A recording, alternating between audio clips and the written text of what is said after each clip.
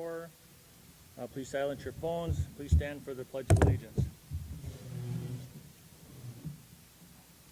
I pledge allegiance to the flag of the United States of America, and to the republic for which it stands, one nation, under God, indivisible, with liberty and justice for all.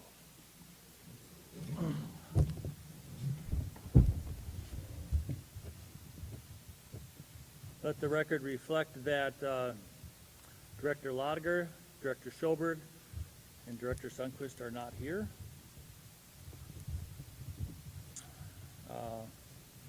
Item two, approve the agenda. Can I get a motion to approve the agenda? So moved. Support. Moved by Director Yuhan, support by Director Reardon. All in favor signify by saying aye. Aye. Opposed? Motion carries. Recognition of visitor input. I believe there was none at this time. Item number 4, consent agenda. Can I get a motion to approve the consent agenda? So moved. Moved by Director Anderson, support by Director Tamero. I'd like to pull 424 off for purpose of discussion. Okay, 424. Okay.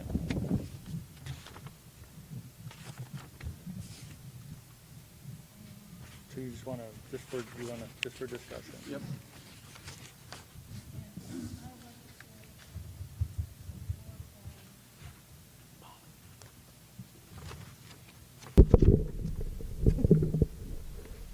I'd like to pull 4.1, approval of July 26th, 2021 regular school board meeting.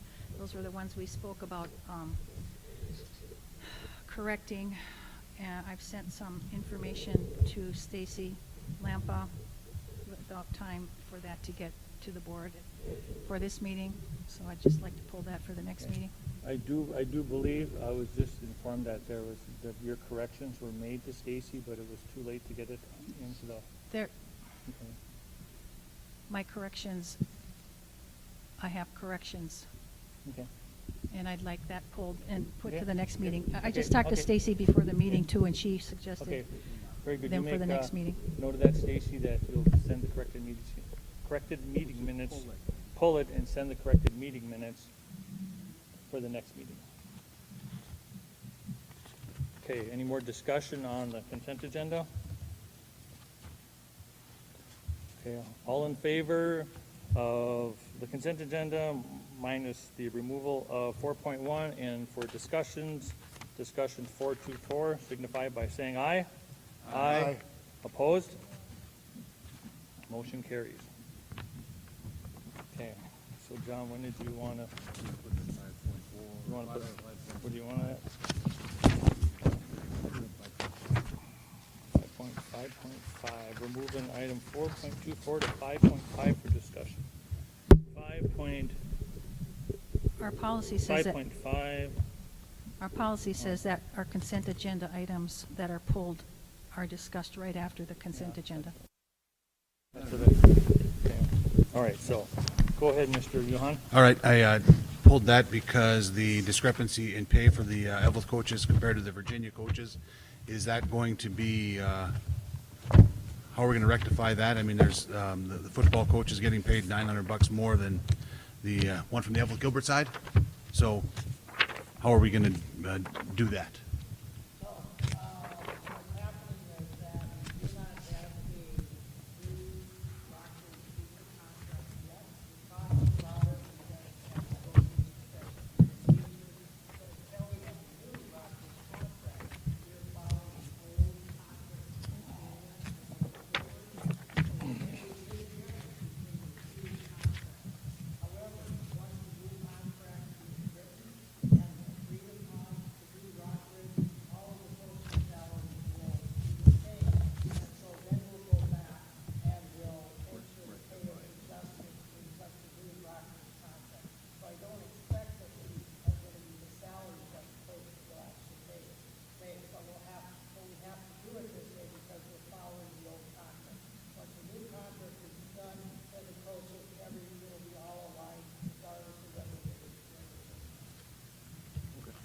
All right, good.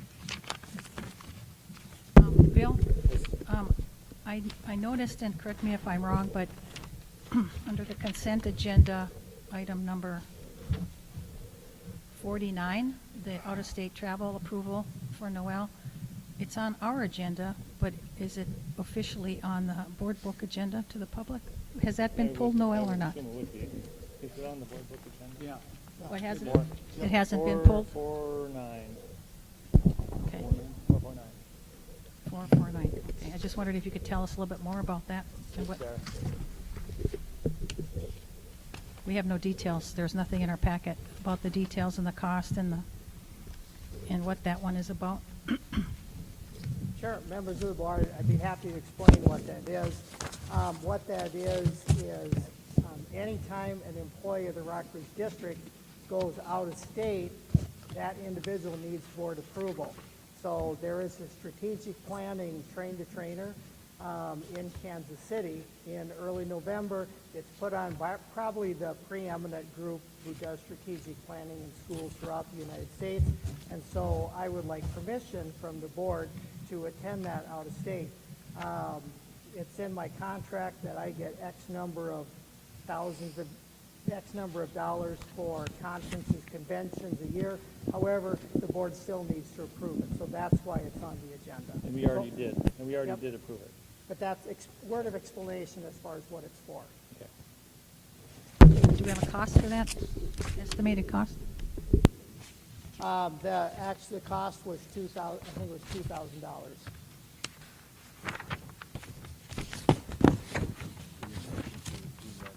No, we already No, the approved all it. coaches at both. Yes, we would have to take 4.1 or 4.24 and approve it. So being that 4.24 was pulled from the consent agenda for discussion purposes, now we'll go back and we'll approve it. So all in favor of I'll approving, make a motion to approve it. I mean, yeah, to motion by Director Yuhan, support Reardon. by Reardon. Any more discussion? All in favor? Just a question in discussion. On these coaches and, well, it's related to the teachers too, because you said we don't have a combined teaching contract yet. Does it depend upon, how do we decide what contract to put these, which contract to put these people on, the Evelyn Gilbert or the Virginia one, whether it's a Virginia contract or an Evelyn contract, and including new teachers? Is it where they are, where they are assigned?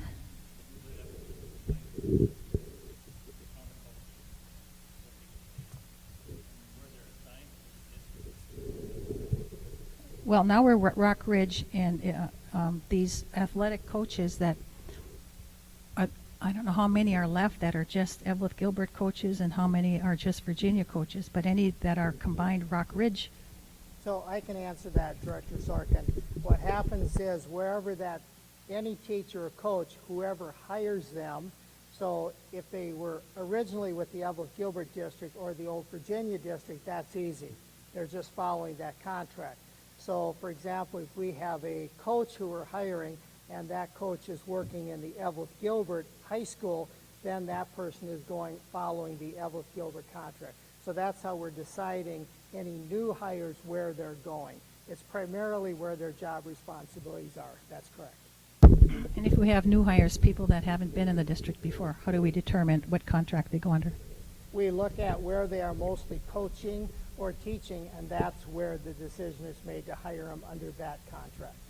But right now, they're still Rock Ridge contracts, but we have to follow the pay of the old contracts because we can't do anything differently on that until there's a new Rock Ridge contract.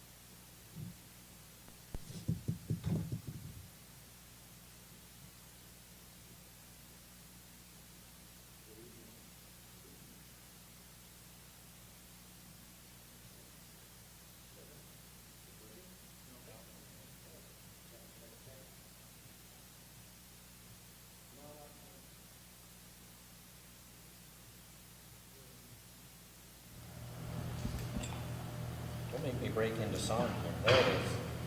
Hey, Willie, See what happens. why don't you stand over there so that your back isn't to the, there you go. To the audience, thank you. Okay. Good evening. Thank you for this opportunity tonight. I did my best to have a wonderful surprise for you tonight. It's not easy to do in this setting, but I'm really excited. I'm nervous. My legs are shaking because this is absolutely monstrous, and I'm so appreciative. So, without further ado, I would like to introduce Chrissy Bardovich from U.S. Steel. No pressure now, huh, after that lead in. Exactly. So my name is Kirsty Bardovich. I'm the mother of 3 Rockridge students. I'm also a graduate of Virginia High School, but I'm here tonight in my official capacity as the environmental director for U.S. Steel.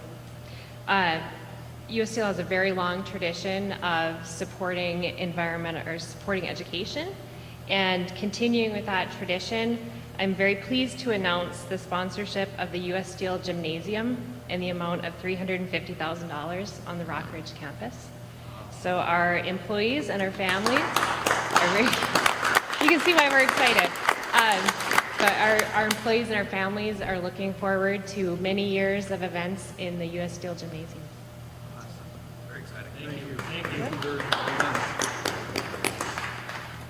That is so wonderful. All the paperwork is done and signed on their end.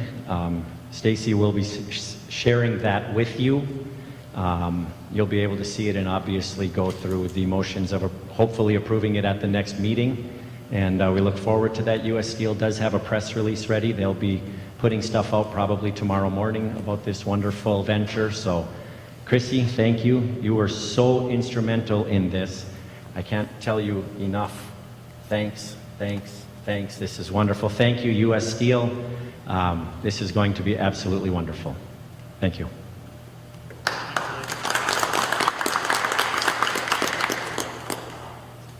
Up next, we have item 5.2, employer engagement update with Michelle.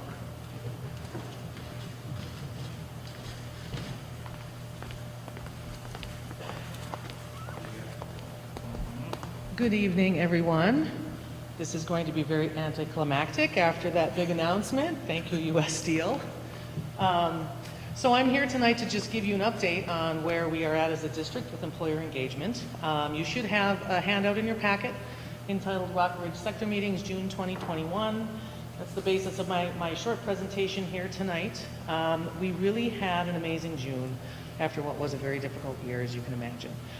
This is when we really started to engage our business community in a very concerted and deliberate way to help plan for those next stages for the Career Academy High School. And so we held 7 virtual sector meetings that month, and on your sheet it shows you the sectors that we engaged, and included human services, law, public safety and corrections, architecture and construction, science, engineering and natural resources, mining, manufacturing and transportation, hospitality and tourism, and IT, communication, and arts.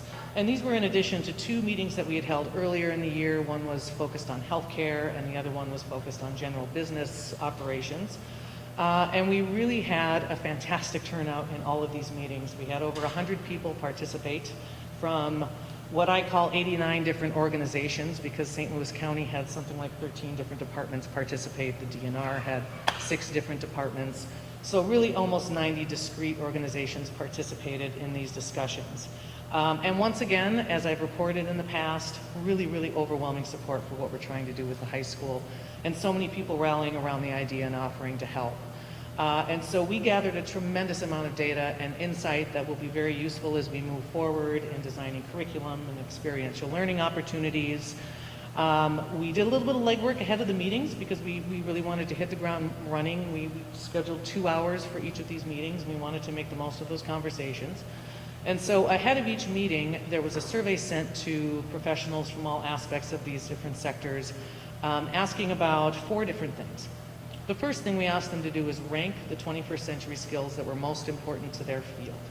And you may recall 21st century skills will be a piece that's highly emphasized throughout the whole K-12 experience at Rockridge. to help students really understand the expectations of the business community that's awaiting them after high school. And we wanted to get a sense of whether there were certain 21st century skills that seem to be common across sectors. So we can maybe prioritize some activities or emphasize certain skills in curriculum as we move forward. And to no surprise here, there were really 3 that surfaced as non-negotiables in terms of 21st century skills. And those were communication, critical thinking, and collaboration. Almost every single person that completed that survey, and I think we have about 102 of them so far, they are still active and open, prioritize these top 3 as critical for anybody entering just about any field in any sector. And then secondly, we asked them from the perspective of their own career to check the academic subjects that were most applicable to what they do on a daily basis. And so we listed out all the different academic disciplines that are offered, everything from math to social studies to family and consumer science, industrial tech, arts and communications, fine arts, things like that, to give us a sense of where we can start to plug in resources to develop applied curriculum in each one of these areas. Then we also asked them to rank industry-recognized competencies that I found through the Advanced Career Tech Ed. It's a national organization that really focuses in on the hard skill credentials that are looked for by business and industry. And in many cases, there are dozens of these competencies. So we asked everybody to really rank what's most important. And that was to help us think about how we can benchmark courses within the academies in each one of these sector career fields and really prioritize some skills at the high school level. So very, very helpful information there. Lastly, on the survey, we asked if each individual would be willing to collaborate with teachers and the school moving forward in the planning process. And we had well over 90% of the people who took that survey agree to help out, which is great. So we also did get their name, title, where they work, all that good stuff. So the first 30 minutes of each meeting was really spent giving an overview of the vision for the system, the plans for the new Career Academy High School. I'd like to give a shout out to the principals who did that part of each meeting. And it was just a way to make sure everyone was on the same page as we move forward into the conversation for the balance of the meeting. And because we really wanted to make sure that everybody's voices were heard, we decided to do a bunch of really small group discussions on each of 3 topics. So we had little breakouts for each topic. The first one was all about workforce, and we wanted to find out from the perspective of people who are representing different parts of each sector what their workforce challenges were, what their entry-level opportunities were, what career pathways look like within their organization. So if somebody comes in at an entry level, where they could move to within that organization from there, important skills they look for, anything about the application process we'd like to know, but just we really gained a tremendous amount of insight about what their workforce challenges and opportunities are within each of these sectors. And then the second round of discussions focused more again on that academics. We wanted to hear from people in the field how they use math on an everyday basis, what kind of math they use, what kind of writing they use, how does social studies figure in, how is science a part of what they do. And I'll say, there were a lot of different ideas, a lot of different answers, but one common thing across the board is communication, communication, communication. Written communication, professional emails, being able to communicate on the job with teammates or with supervisors. And I ended up, kind of a running joke that our English department is going to be really, really busy, and they're going to have no lack of fodder for applied learning opportunities. And then the third session for each meeting was all about experiential learning opportunities. So we wanted these individuals to tell us from the perspective of their organization what they could do to engage with students. Whether it be, sure, we'll take a class of students and tour them through our facility, or we can provide mentors, or we can provide classroom speakers. And in many cases, we discovered that a lot of these organizations have done bits and pieces of this through the years and had some really great examples of things that could be done on a more systematic school-wide basis. But by and large, everybody said, yes, just tell us what you need. So that again was very heartening. And after each round of discussion, we'd come back and everybody would do a report out. Most meetings we had maybe 3 different small groups discussing each topic. And what was validating was that we heard the same sorts of discussions were happening in each group. So we think we're on the right track in terms of what these sectors need, how these organizations can assist the school in connecting with students and teachers. And I've got all of that data and more words and more numbers than you could shake a stick at. We recorded each one of those videos or those meetings, so we do have video footage of all the discussion in case any teachers who weren't able to participate want to dial in and hear from the horse's mouth, so to speak. We have compiled comprehensive notes for each sector that can be given to teachers who end up in these academies so they have a much better understanding of the needs of that sector.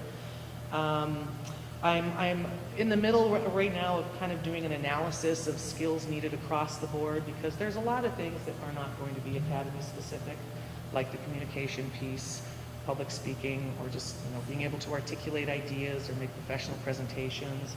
Lots of those things can be done in any academy, regardless of the focus.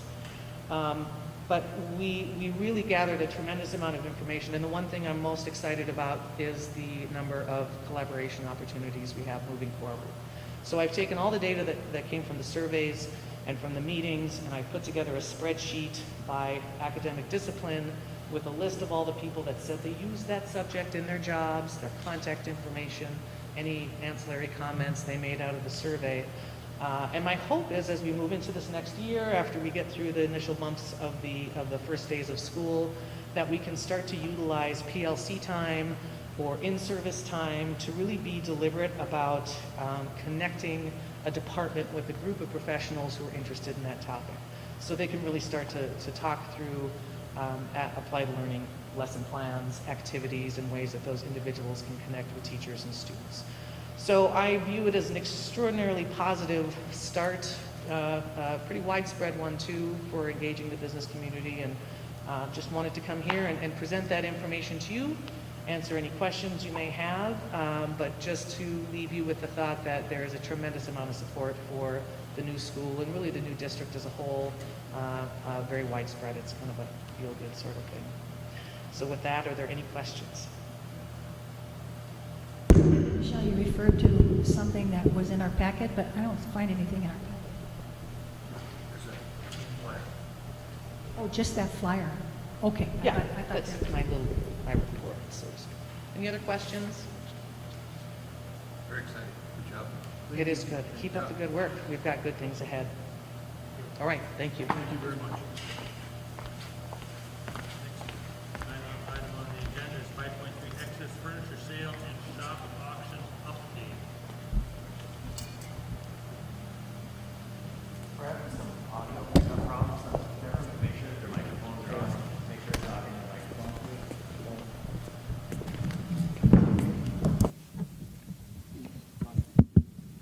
Willie must have been up here.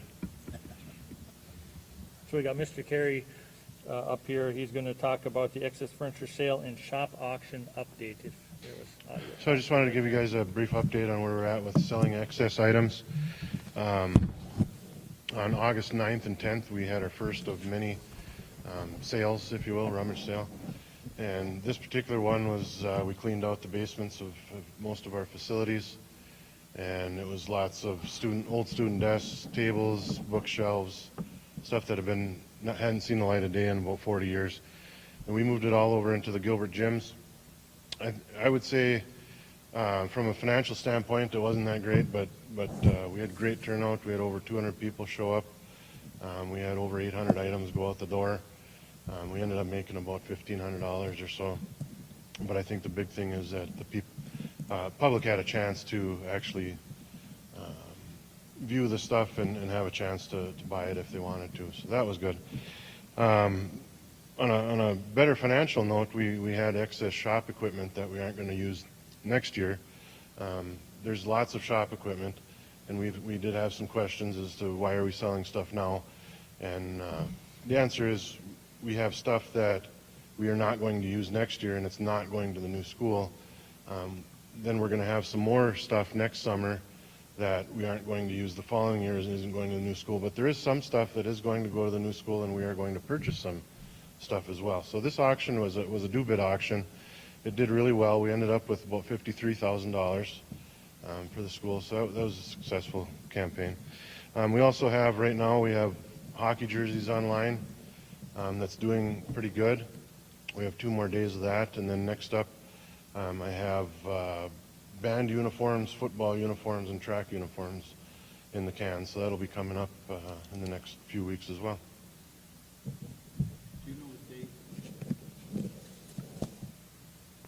Do you know what date the band uniforms are going to be going up by chance? We haven't set an exact date yet, but I'll Okay. make sure that you guys know. Thank you. Jeff, can you tell us at this time what the plan for the trophies are of both districts? I don't know that we've necessarily addressed the trophies. I know that the board earlier this summer authorized Superintendent Schmidt to hire someone to catalog all of them, and that is ongoing right now. They're currently being photographed for the virtual trophy case that'll be in, and at some point I would imagine we'll deal with what is going to happen to them. Correct? Yes. Yeah. Good enough? Good enough. All right. Thanks, Jeff. Up next, we got item 5.4, Superintendent Update. Thank you, members of the school board. A couple updates for the board. The first update has to do with the Highway 53 intersection study, and you all have a handout in your packet. We've met with the St. Louis County Transportation, MnDOT several times, and the topic is, we know that a new high school and a new elementary school is going to be built to the east of Highway 53. So MnDOT and St. Louis County are taking a look at 3 intersections along Highway 53. And there's a public meeting coming up, and any member of the public is welcome to attend this meeting. It will be at the Public Works Building. It's Thursday, and the actual time of it is, see, what time is it? 5:30. Thursday at 5:30. There also is a Zoom component, so if folks who are watching this on camera or anyone want to watch it, they can either go to our website and find the link to it, or they can go to St. Louis County website and find the link to it. Now, this is not our open house. This is not our open house. This is St. Louis County and MnDOT's. The 3 intersections they're looking at, we know there's going to be increased traffic on 53. So they want to do a study, and the 3 intersections they want to look at, it's the intersection at where Borgen Road intersects 53. Borgen Road goes off to the east from 53, so that's one intersection. The second intersection they want to take a look at is the main intersection where the lights are, right by Slumberland, and that's where all the buses will be turning eastward to go up to the high school and the elementary. That's the second intersection. The third intersection they're going to take a look at is the one down by how to get to Super 8 or Subway or to Four Seasons or that business area right down there, Boomtown. That's the third intersection. And so there's 3 intersections they're looking at. They've had some discussions with business people from the area, what their concerns are, but they also want to hear from the public. Now, they've also clearly told me that this is a long-term project, and that if they do decide to fund anything or make some changes at any of the intersections, they clearly told me we're probably looking at 2025 before anything probably happens there. So the purpose of me is to let the board know that these open houses are coming up. They're running them. The public is certainly welcome to attend, and they are interested in input from the public. So that's the first thing to let this board know about. Any questions or about that MnDOT St. Louis County study coming up? Noel, is it related? Has there been any talk about punching a road through, like our property that we have now going past the schools to, what's the number of that highway going to Gilbert? 37. 37? Punching a road through there? Their question is, have there been some kind of discussions about punching a road through 37 to the back end of the elementary or high school? Preliminarily, yes, but that's not the main purpose of this study. That would probably be another separate study. And so I'm expecting them to study that and take a look at that, Director Sorkin, but I don't think as of this minute right now, it's in this particular study. But it would not surprise me if they don't pick that up down the road. Second item I'd like to update the board about is not because we're trying to create anxiety on the part of individuals, but we did send out a notice survey to our elementary parents looking and inquiring whether we would have enough interest to run an online section in a perfect world, one per grade level, but only at the elementary school. Only at the elementary school. And only if we have enough parents expressing interest so it's even financially feasible for us to do that. Why would we take a look at this? I know that the whole masking vaccination topic can be a very emotional topic.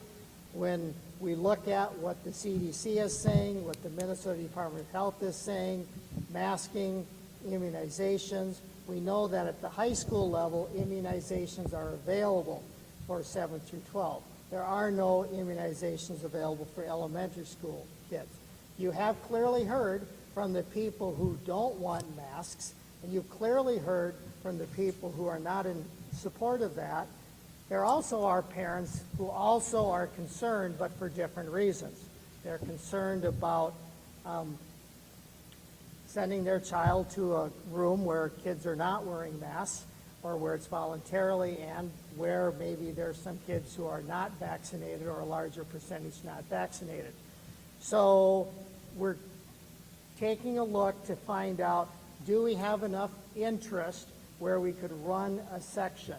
None of this will impact other kids, other parents, but it's probably a reasonable thing for the board to take a look at and for us to take a look at. If we don't have enough kids to run a section, we simply don't run the section.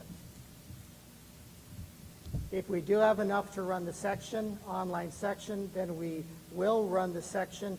As I'm sitting here right now, we just started this on Thursday or Friday. We've had 40 individuals, parents say that they would be interested in an online option. They're kind of sprinkled from K through grade 6. And so this will be open through next Monday, and then we have to make a decision. Do we do this or do we not do this? But we need to have 15 kids to make a minimum to make a section viable. Otherwise, we can't run it. So the thinking behind it is we also know that parents have options. Parents can homeschool. Parents can send their kids to other online schools. So we wanted to make sure parents had an option for us. That way the parents could have their kid be taught by one of our teachers who follows the curriculum, who's doing everything in sync with all of the other teachers, and therefore it's one teacher, where sometimes, depending where you go for online provider, you could end up with 2, 3, or 4 or 5 different teachers for your child. So that's kind of a summary of what we're looking at, and the purpose is just to see if there's interest out there. Any questions or from board members? No, I was just going to turn mine on. Go ahead. Questions. Would our Rockridge students have priority over open enrolled students for these online classes? Question 1. Yes, I believe we owe first allegiance to Rockridge students. Based upon the way the numbers are, I'm not expecting us to have a wait list, but we might. And so then the fair thing to do would be to take care of our Rockridge students first.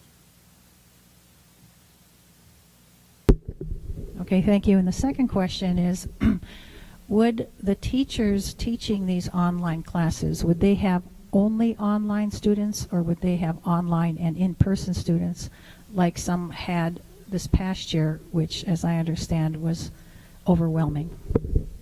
if you ask the teachers, they clearly will tell you, please either give me all online or give me all in person. So the teachers to this class, they would be all online. They would only be responsible for online. They would not be teaching in person and online at the same time. Okay, thank you, Superintendent. Up next is administrative items. No, we moved one item. No, we're good. Okay, we're good on that? Yeah. Okay, very good. Okay, next up is administrative item 6.1, approval of the hire of Cassandra Haney for Positive Community Grant Coordinator position effective August 30, 2021, and our presenter is Lisa Perkovich and Laura Bennett. Welcome. Good evening. Laura was not able to make it tonight, so you have just me. I'm not exactly sure what questions you want to answer, so I'll just tell you a little bit about the Positive Community Norms Grant. This is a $1 million grant that was accepted by the school board a couple of months ago that came through from the Department of Human Services, DHS, or Health Services.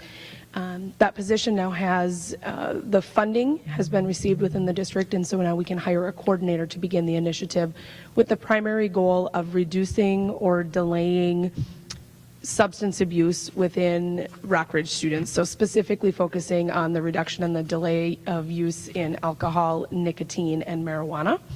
And so we did conduct interviews and have recommended Cassandra Haney to the board. And from here, I can answer any questions that you might have.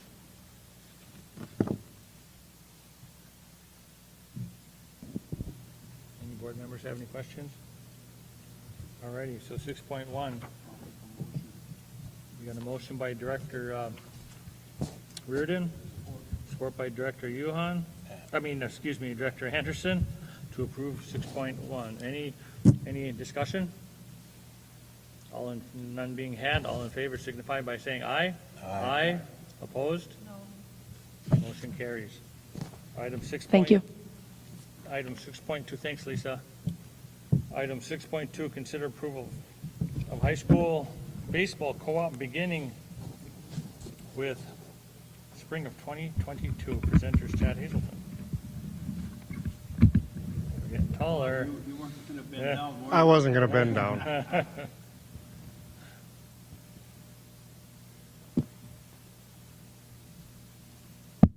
Okay.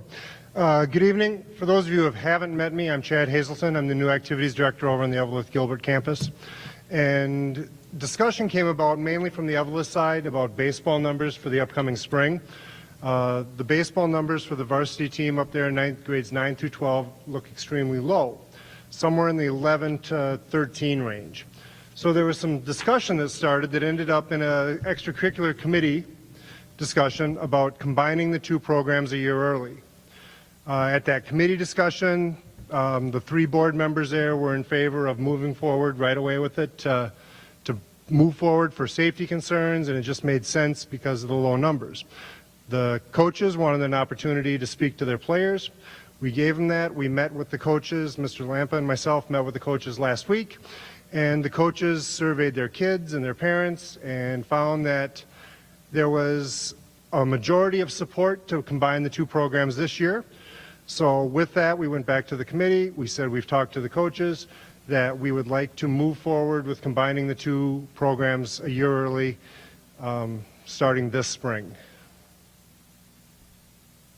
Any questions?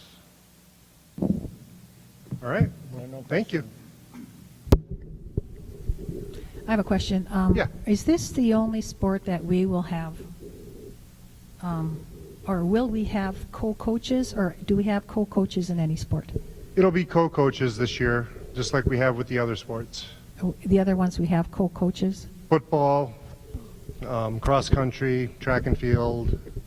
The only ones that aren't co-coaches right now, I believe, are girls swimming and hockey. Somebody help me out if I'm wrong there. That sounds right. Yep. So I believe those are the only 2 that we don't have co-coaches in. Okay. I'll make the motion to approve. So we got a motion by Director Yuhan, with support by Director Anderson. Any more discussion? Signify by saying aye. Aye. Opposed? Motion carries. Item 6.3, consider approval of the 2022 resolution for the membership in the Minnesota State High School League. Can I get a motion to approve that? Moved by Director Anderson, support by Director Reardon. Any discussion? All in favor signify by saying aye. Aye. Opposed? Motion carries. 6.4, consider approval of naming rights between the Independent School District 2909 and Allison Private Agency, a State Farm Insurance Agency. Can I get a motion to approve the naming rights? Moved by Director Tamero. Can I get support? Support by Director Anderson. Any discussion? Do we know, Noel, what they're naming, the naming rights he's going to? Chloe's got something to say. Yes. Okay. We have an expert here.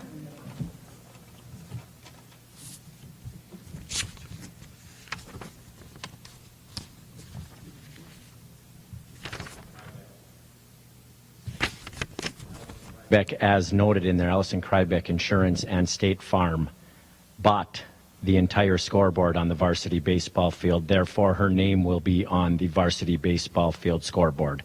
That's the naming rights. That's the specific information. Yes. It'll say Allison Krybeck, State Farm Agency, State Farm. Yes. Right on the lower ad panel of the Is that beautiful. scoreboard up? That board is up. It's not. I can see it through the trees. Yes. You'll see better in a few weeks. So we thank her 1,000 times. She bought that beautiful entire inning by inning scoreboard they did for us, plus the wonderful rock ridge on top. It looks just awesome. It's incredible. Picture would have been great on here, on our board book. You know. Pardon? A little picture would have been nice. Yes. Okay. Any more discussion on 6.4? All in favor signify by saying aye. Aye. Opposed? Motion carries. It'll be on your phone in about 3 seconds. Thanks, Willie. 6.5, consider purchase offer for the Manual Arts Building. Members of the school board, let me give you a little background on this one before your discussion.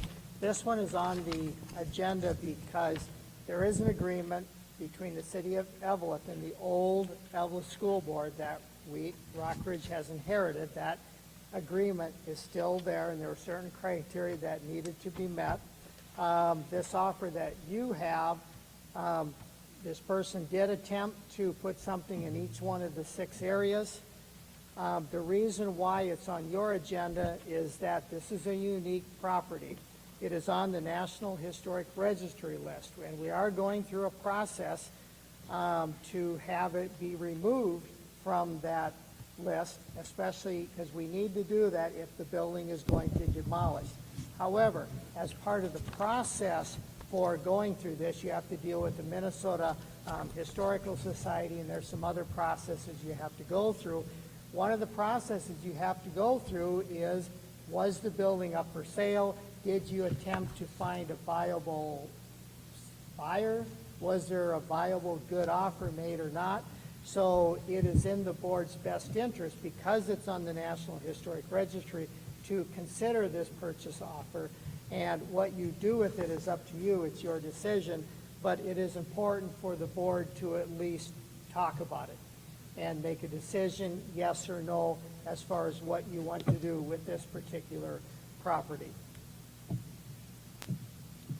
Noel, I've requested before, but at this time, can you fill us in on the status of that process and that communication with the SHPO office or the preservation office, and what's transpired so far?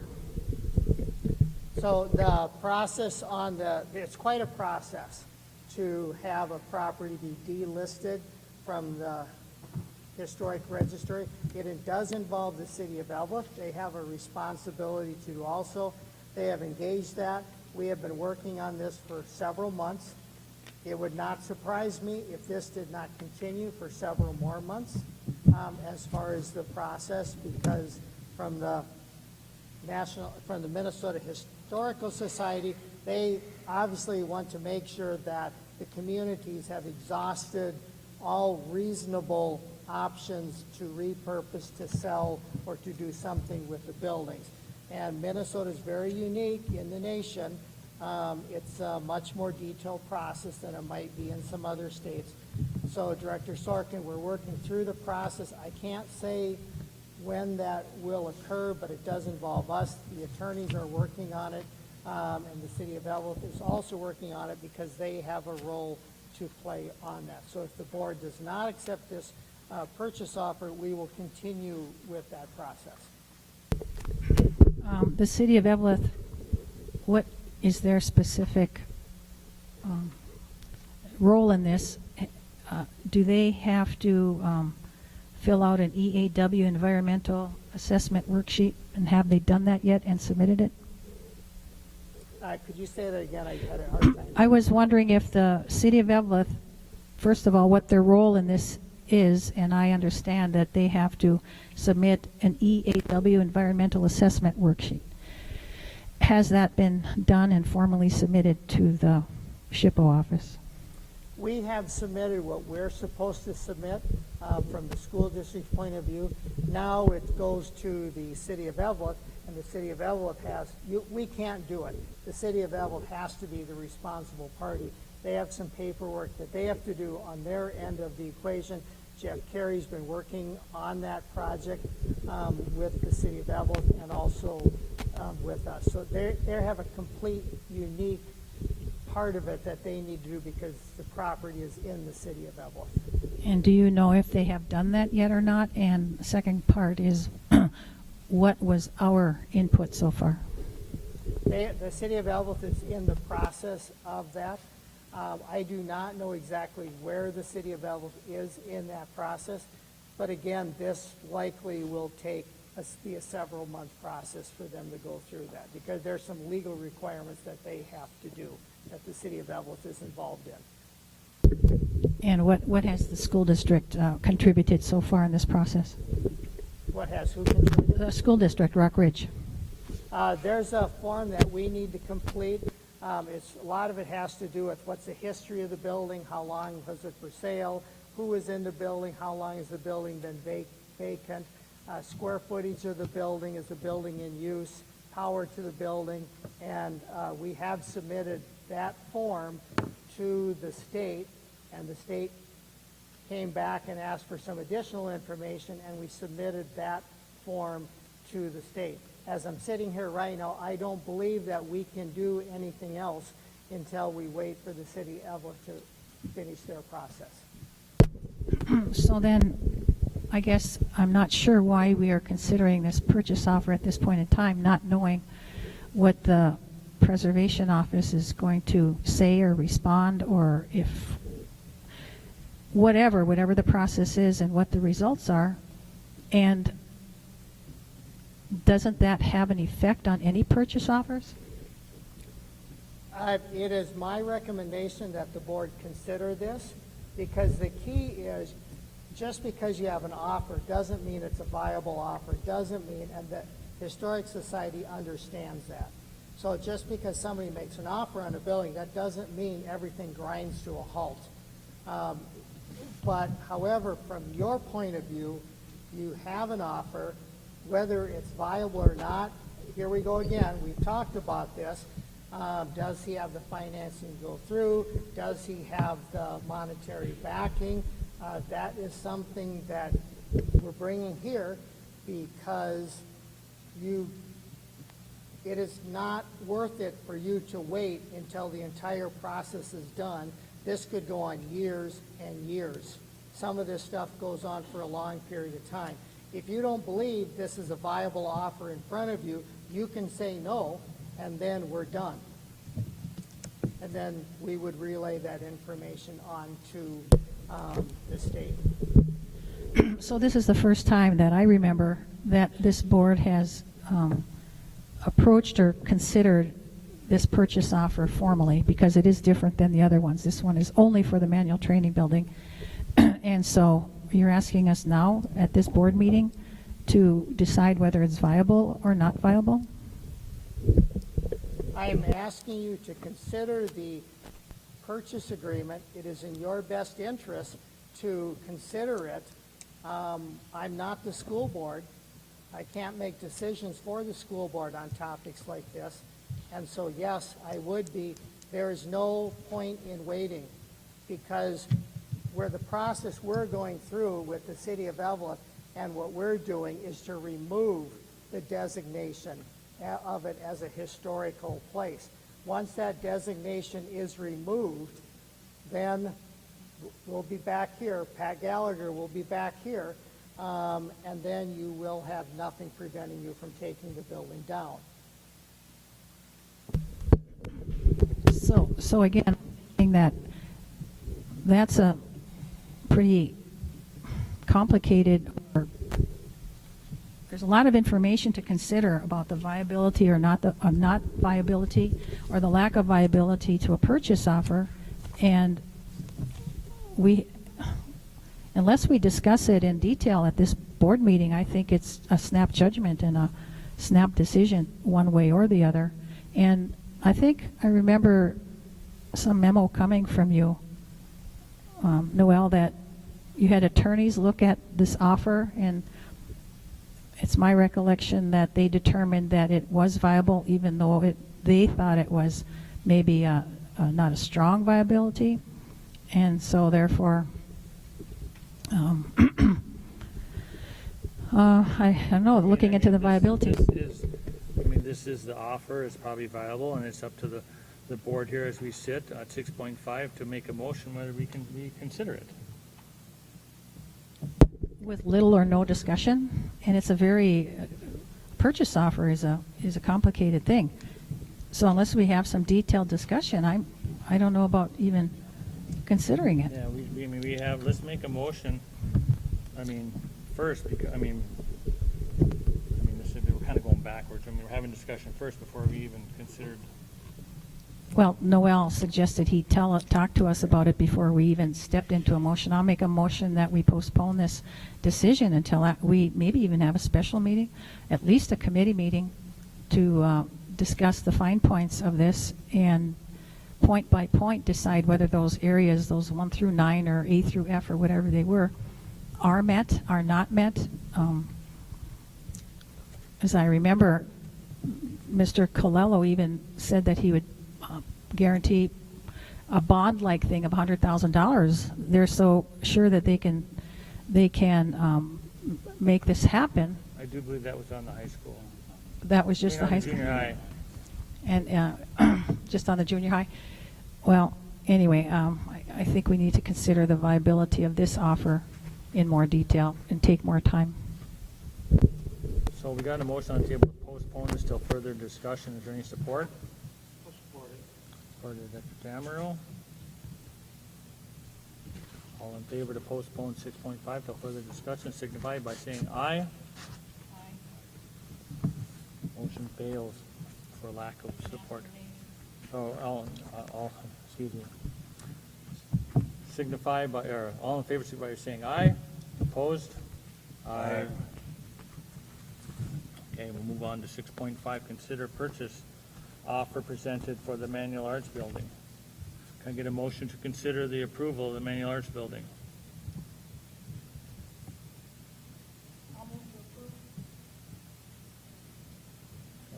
Motion by Sorkin. Can I get a support? Any support? No support, motion fails. 6.5 fails for lack of support. Moving on to 6.6, consider approval of $11 an hour for election judges and $13 an hour for head judges, ballot board judge, and healthcare facilities judge for the November 2 election, 2021 special election. Can I get a motion to support that? Our motion, please? I'll support. A motion by who? Sorkin. Motion by Sorkin. And support by Director Tamero. All in favor signify by saying aye. Aye. Opposed? Motion carries unanimously. 6.7, consider approval of the 2021-2022 Franklin Elementary Handbook. Get a motion for that? Oh. Board members, good Oh, evening. excuse me, I'm sorry. That's okay. I'm so sorry. Good evening, thank you. I'm actually up here representing not only Angie, Todd, and Dan, but also myself for the next 4 items. In regards to the elementary handbooks, I just kind of want to give you a little background. We met as a team. We had some teachers involved. We had the administrative team involved looking at the handbooks, and what we have done is we have created an elementary handbook that is basically identical in all of the buildings, with the exception of the phone numbers, the staffing, obviously, and those types of things.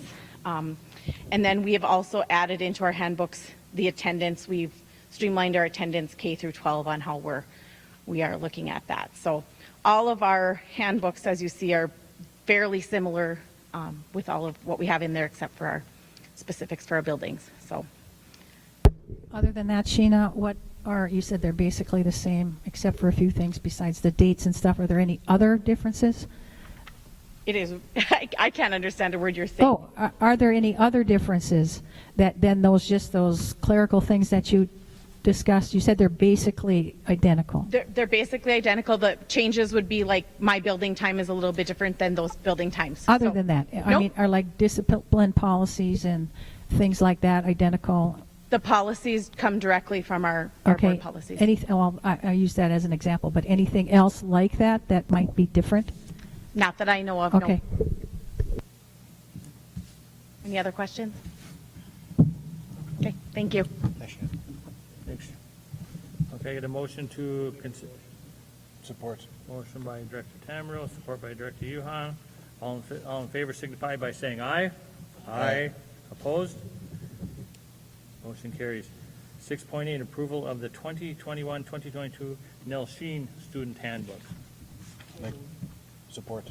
Support by motion by Tamro, support by Director Yuhan. All in favor signify by saying aye. Aye. Opposed? Motion carries.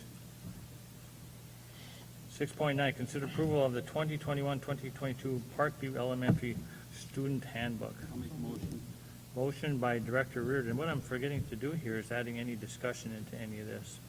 But I think we've kind of had all the discussion, with 6.7. Motion by Director Reardon, support by Director Anderson. All in favor signify by saying aye. Aye. Opposed? Motion carries. 6.10, consider approval of the 2021-2022 Roosevelt Elementary Student Handbook. Moved by Director Anderson, support by Director Tamro. All in favor signify by saying aye. Aye. Opposed?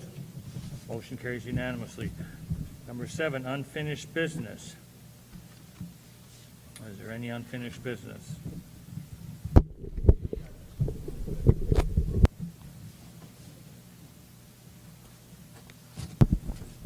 I've got just some information that I'm going to leave in the superintendent's office. The last couple of meetings, we've heard some comments and things about masks and COVID. And I went to the Minnesota Department of Health. The commissioner is one of my high school classmates. So she somewhat directed me to some areas.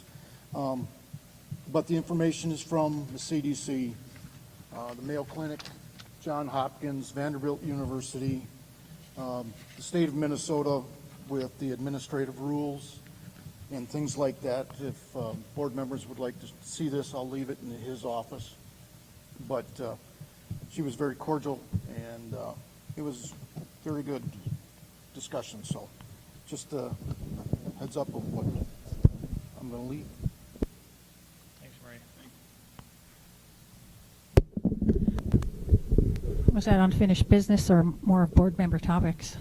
Informational? Okay, well. I guess I continue to have unfinished business suggestions, and I don't see them appearing on the agendas, subsequent agendas, even though I repeatedly asked for them to be on the agendas. So just from the last few meetings, I've asked for updates on the equity coordinator, which we are involved with at NLC. Purchase agreement on the manual arts building, we did have that on the agenda tonight. The manual arts building demo bid, which I still have questions about, and we should be getting updated. Those demo bids may even be expiring. The other thing that's still unfinished is board meeting production and advertising and holding meetings post-COVID peacetime emergency by the by the governor. We have to make sure we're in compliance with that, the way we handle them and the way we advertise them. And I had some support in the last meeting about the Evelyn Gilbert Rec Board. I hope that there's going to be at least a policy committee meeting now that we're consolidated and we have different funds and different people, and people are resigning on that board, and what we're going to do with it. The former Evelyn Gilbert district used their community ed funds for that commission, and I have no idea what funds are being used now. I don't know. Those are just, there's more, but those are the ones I am, yeah, those are still outstanding. Thanks. Okay. Thank you. Item number 8 is meeting announcements, 8.1. Our next regular meeting will be Monday, September 13, 2021 at 6 p.m. here in the Virginia High School Auditorium. And that's located at 411 5th Street South, Virginia. And then item number 9, can I get a motion to adjourn? So moved. Moved by Director Reardon, support by Director Anderson. This meeting is adjourned. Thank you.